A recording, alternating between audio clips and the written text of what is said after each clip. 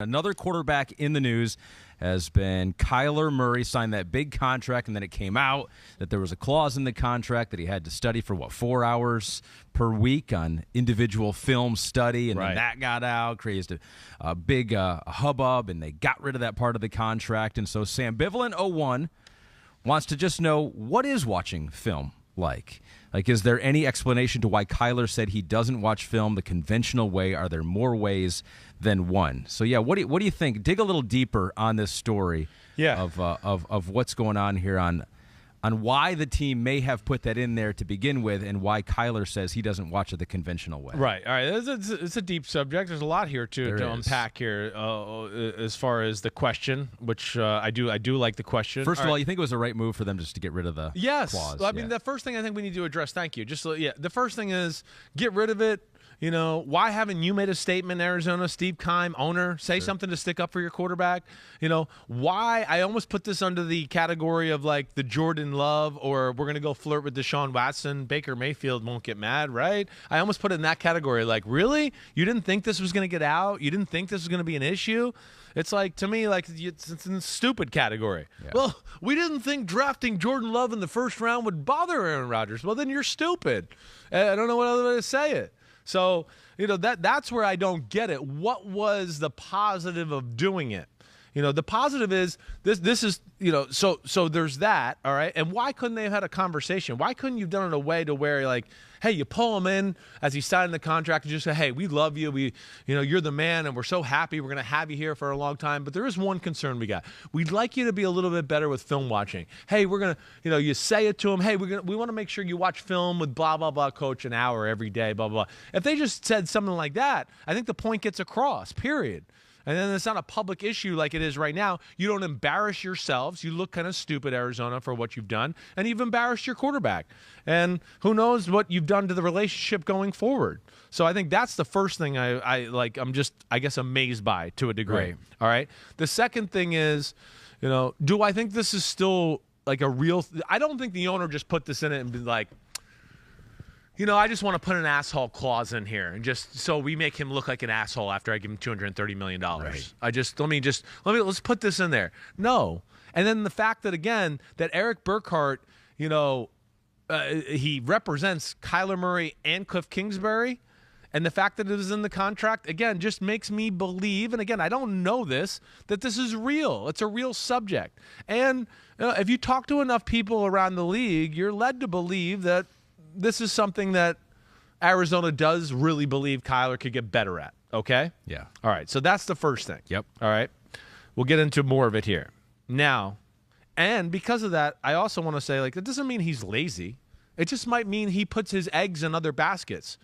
Like, you know, okay, maybe he's more into working out and being in the gym and being on the field and doing footwork drills and throwing the ball 150 times a day on his own. Where other quarterbacks might not be doing that stuff, but they might be in the film room a little bit more. And there are other quarterbacks out there I'd go, you need to get on the field and do some of the work maybe Kyler Murray's doing. Right. Because you need help there. We know you know what the blitz is.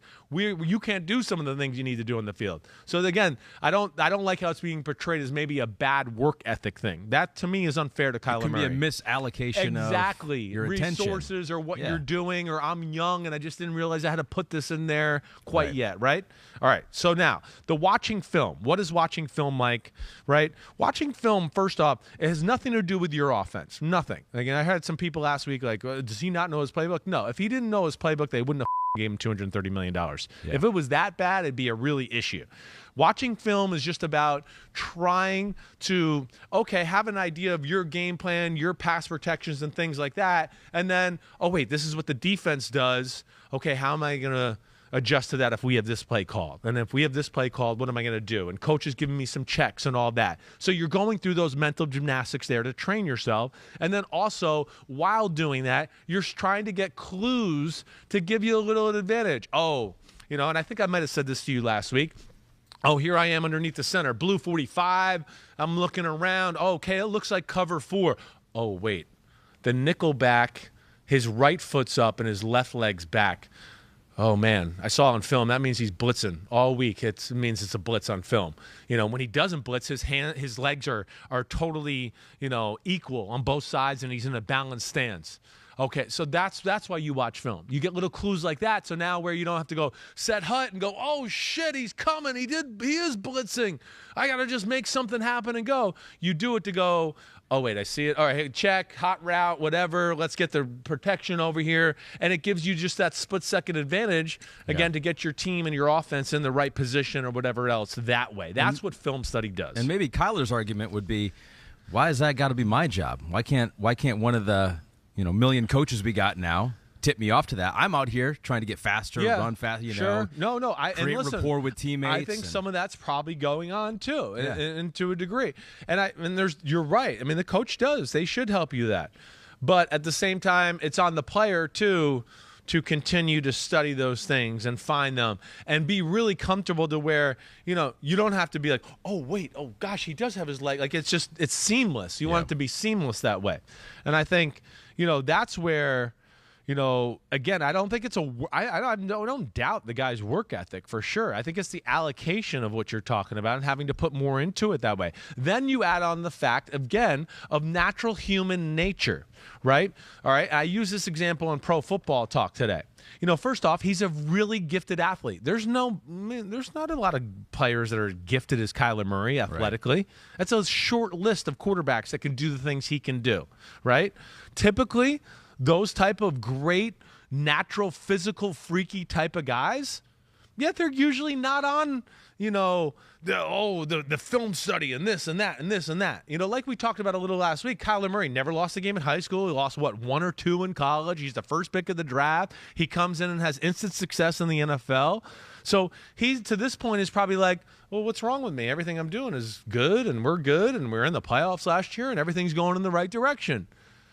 So but he's been able to get away with it because of great physical ability, which are freakish quarterback type of things, and it's like we can go back through the test of time with these great physical quarterbacks to where it's, to me, not a black or white issue. It's a physical freak issue. Brett Favre.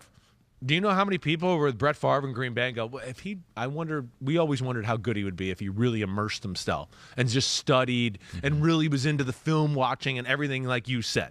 But he was a little bit like, hey, just be quiet. Let me go out and throw lasers and don't confuse me. Right. Big Ben Roethlisberger, same way. Josh Allen, he's fighting through that stuff. I've been just doing my physical ability because I get it done always. Yeah. And he's getting better in that department. So, it's a physical freak thing. Lamar Jackson, Mahomes, same type of thing. We talked about Mahomes last year. Yeah, Mahomes being greedy and doing things like that. That's all the same thing. He's got great talent. His whole life he's been able to, oh, wait, I don't want to throw the 5-yard completion. I'm going to make this guy miss, and I'm going to throw the 40-yard post down the middle because that's what I want to throw. It always happens. It always works. And, I think that's what happens here a little bit with a guy like Kyler Murray.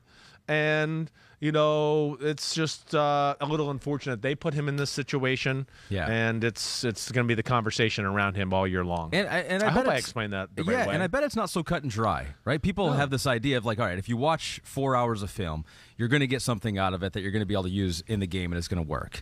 That might not be the case. You might watch 4 hours of film and not really pick up anything and you go to the game and they're not running the coverages that you looked at on film, or they're disguising it differently, or one thing you thought you knew from the way the guy stood actually turns out that was just that one game. There's no doubt. And so there was no point to that. There's no doubt. 4 hours. And maybe next week there's no point to the 4 hours. But that third week, you did pick up something that helped you for 1 or 2 plays. There's always a point to it.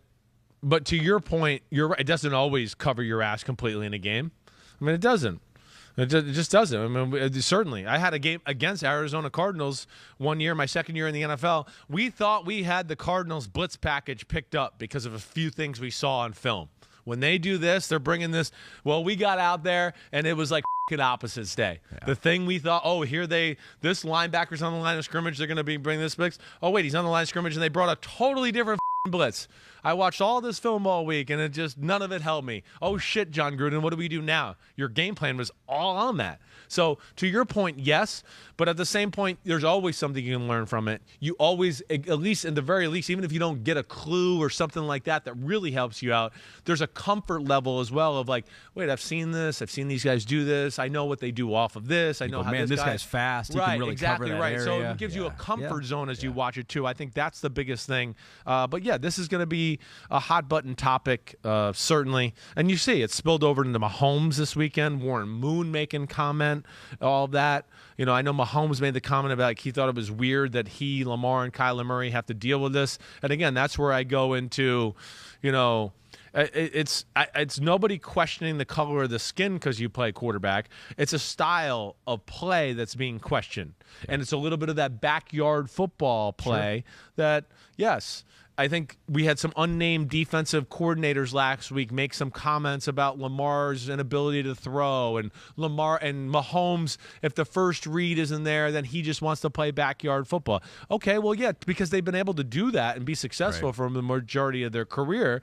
But that to me is not a black or white issue. That's where that's the only thing that's bothered me a little bit about this. It's a physical freak issue. It's a physical freak. You can ask Mike Shanahan. He could tell you in the middle of the 80s, Elway didn't always do things by the book because he just would have said, I'm fast and I'll throw a laser 70 yards across the field. Your play or your check. Right. It's part of being a physical freak at times of what happens. It's like a gift and a curse. So Brett Favre, whatever. Yes. Big Ben we talked about. Yes. But when it really matches up and becomes scary is when you have the guy that puts it all together, which we've seen Mahomes do. Yep. You know, puts the checks together and can do the background play. Aaron Rodgers, same type of thing. Whoa, he can do backyard football, but he's all over the mental stuff too.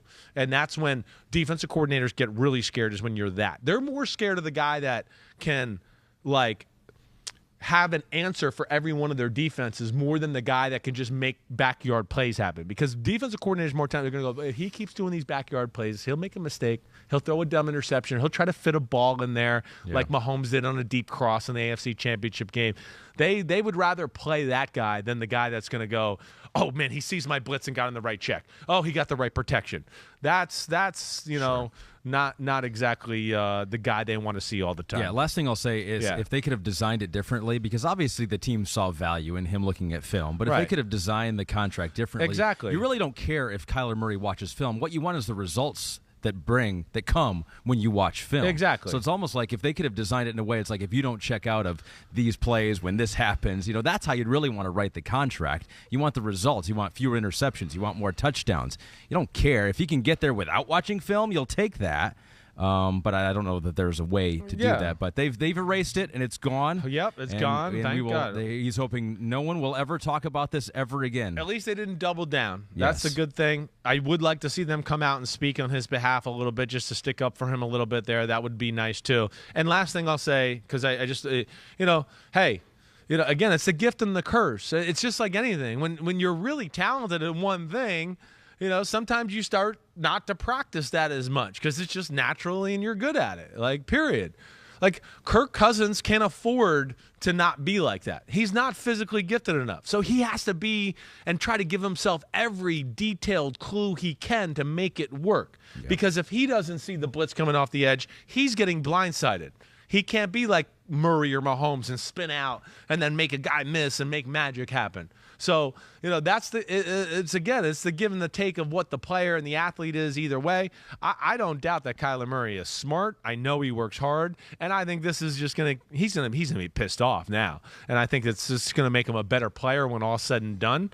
But yeah, that's part of being the freaky quarterback in the NFL. Maybe that was the genius of the Cardinals. Maybe it's gonna make him mad, make him play even better, and have his best year yet in the NFL.